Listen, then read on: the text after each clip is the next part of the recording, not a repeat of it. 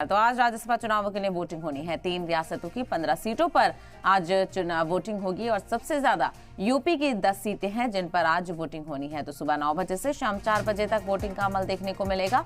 41 उम्मीदवार इसके अलावा बिला मुकाबला मुंतखब किए गए हैं। बिना मुकाबला उन्हें राज्यसभा का लीडर मुंतखब किया गया है। तो दूसरी तरफ कई ऐसी सीटें हैं जिन पर अभी वोटिंग होनी है। 3 रियासतों की 15 सीटों पर आज वोटिंग होगी और सबसे ज्यादा जिसमें यूपी की 10 सीटें हैं, जिसमें से बताया जा रहा है कि 7 सीटें बिना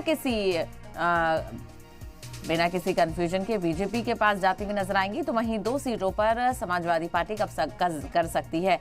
इसके अलावा 1 सीट को लेकर दांवपेच फंसता हुआ नजर आ रहा है। 1 सीट पर क्रॉस वोटिंग का खदशा भी जाहिर किया जा रहा है। तो आज सुबह 9 बजे से इसका अमल देखने को मिलेगा और सुबह 9 बजे से लेकर शाम 4 बजे तक वोटिंग होगी। और ऐसे में तमाम तरह एमएलए को प्रेजेंट रहने के लिए कहा गया था। तमाम तरह एमएलए को कहा गया था कि वो मौजूद रहें और वोटिंग में हिस्सा लें। तो दूसरी तरफ वज़रा के हवाले से ये भी खबर सामने आ रही थी कि कुछ एमएलएज पहुंचे नहीं हैं। कुछ एमएलएज की क्रॉस वोटिंग होने का भी खदशा जाहिर किया जा रहा है। तो वहीं अखिलेश यादव ने डराने धमकाने का इल्जाम भी लगाया था। इसके अलावा आपको बताते चले 41 उम्मीदवार बिला मुकाबला चुने जा चुके हैं राज्यसभा के लिए और कुछ और सीटें हैं जिनको लेकर आज वोटिंग होनी है। तो 3 रियासतों की 15 सीटों पर आज वोटिंग होगी। सबसे ज्यादा जो सीटें हैं वो यूपी से हैं, जहां पर 10 सीटें हैं जिनके लिए वोटिंग होनी है और सुबह 9 बजे से इसका अमल देखने को मिलेगा। तो कल से ही सियासी सरगर्मियां देखने को मिली थी। अखिलेश यादव की तरफ से भी तमाम तरह जो एमएलएज हैं उनको बुलाया गया था, बातचीत की गई थी, चर्चा की गई थी। उसके अलावा एनडीए ने भी अपने एमएलएज को एकजुट होने के लिए कहा था।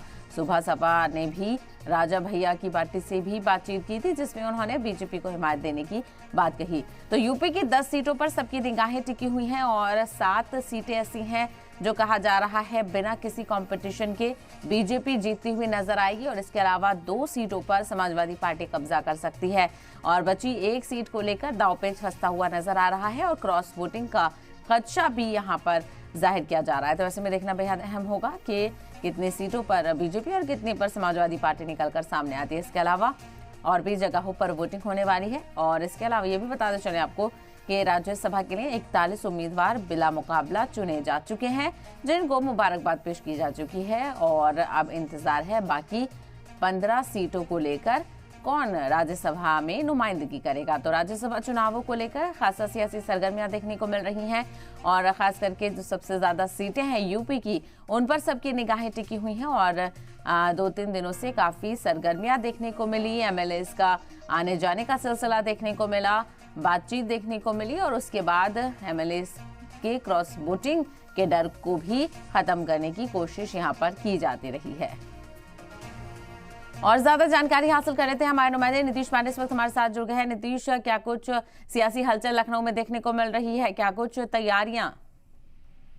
देखिए, सियासी हलचल तो कल तक पूरी तरह से अपने शबाब पर थी और आज अब तो कहे कि जो वोटिंग का पूरा माहौल है वो एक अपने आप में तैयार हो चुका है। 10 बजे से अगर बात करें तो तिलक हाल में वोटिंग होगी और मैं साफ तौर पर ये बता दूं कि क्रॉस वोटिंग और सेकंड प्रेफरेंस जो होगा यही हार और जीत को तय करेगा। आपको बता दो सिर्फ और सिर्फ यही 2 ऐसे बिंदु है जो हार और जीत को तय करेंगे। अगर बात कर ले तो कुल 11 उम्मीदवार पूरी तरह से मैदान में है और 1 सीट जीतने के लिए कुल 37 वोटों की महत्ता है। और आपको बता दें कि भारतीय जनता पार्टी ने 7 प्रत्याशी मैदान में उतारे थे और 8वां प्रत्याशी संजय सेठ के तौर पर उतार दिया। और समाजवादी पार्टी की बात कर ले तो समाजवादी पार्टी भी अब अपने प्रत्याशियों के साथ मैदान में है। तो कुल 11 की संख्या है, 8 बीजेपी और 3 की समाजवादी पार्टी। अब ये भी है कि जो विधायक जेल में है, यानी अगर बात करें तो रमाकांत यादव, इरफान सोलंकी और सुभाषपा से अगर बात कर ले तो वो विधायक है अंसारी। तो ये सभी जो विधायक जेल में है इनको अभी फिलहाल परमिशन नहीं मिल पाई है, लेकिन अब सबकी निगाह है सिर्फ और सिर्फ राज्यसभा वोटिंग की ओर है। और देखना ये होगा कि जिसका मैं जिक्र कर रहा हूँ कि 1 सीट जीतने के लिए जो 37 वोटों की महत्ता है, यानी 1 सीट पे 37 वोट चाहिए, तो ये 37 वोट किसके पाले में आते हैं? क्या जो मैं जिक्र कर रहा हूँ कि सेकंड प्रेफरेंस जो है वो भी लागू होता है, क्या उस पर हार और जीत तय होती है? ये सब अभी देखने वाली बात होगी। लेकिन जो 10 बजे से चुनावी पारा है वो चढ़ता हुआ नजर आएगा।